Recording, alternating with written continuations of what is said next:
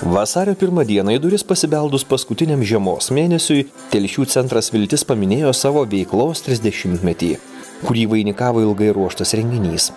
Į Žemaitės dramos teatro salę rinkosi ilgamečiai įstaigos darbuotojai, klientai, svečiai. Pilnutėlė salė žiūrovų leido suprasti, kad negalią turinčių žmonių gyvenimui daugelis nebejingų. O toks gyvenimas tiek patiems neįgaliesiems, tiek jų globėjams, tėvams nerožėmis klotas. Tačiau tiek vieni, tiek kiti kartojo, negalima prarasti vilties. Neįgalieji susirinkusių stebino savo sukurta programa, dainomis, šokiais, teatriniais numeriais. Žiūrovai negailėjo aplodismentų. Renginyje dalyvavo Telšių rajono savivaldybės meras, vicemerai, kiti garbingi svečiai. Be galo malonu, svarbu būti čia kartu su jumis ir iš tikrųjų švęsti, taip rimtai švęsti jūsų 30-ąjį jubiliejų. Na, o jūs dirbat tikrai daug, tikrai labai sunkų darbą, bet jūsų darbas yra labai reikalingas. Ir kad tam tikra mūsų visuomenės dalis, kuriai reikia pagalbos, iš tiesų galėtų gyventi rimtą, tvirtą savo gyvenimą, eiti savo gyvenimo keliu, jūs tam atiduodate visą save. Manau, kad šventė pavyko daug geriau negu tikėjusi. Visi darbuotojai įdėjo savo širdį. Kiek girdėjau iš atsiliepimų, kad buvo labai jautru.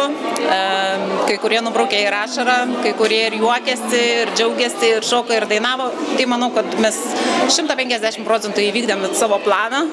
Tai dabar belieka tik tai pasidžiaugti dar kartą tom akimirkom ir pašvęsti dar.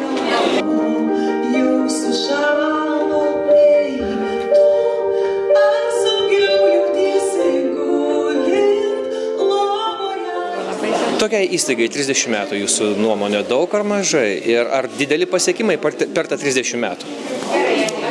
Sakyčiau, labai mažai, nors skaičius jau gražus, o pasiekimai tikrai dideli, nes išaugo mūsų vaikučiai, tapo suaugusiais ir kiti į platų pasaulį pasiskirstė. Renginio metu buvo parodytas specialiai 30-mečiui sukurtas dokumentinis filmas, iliustruojantis kasdienį įstaigos gyvenimą, o pagrindinė nešta žinutė ir linkėjimas – sveikatos ir vilties. Kokiom naujom viltim gyvenat?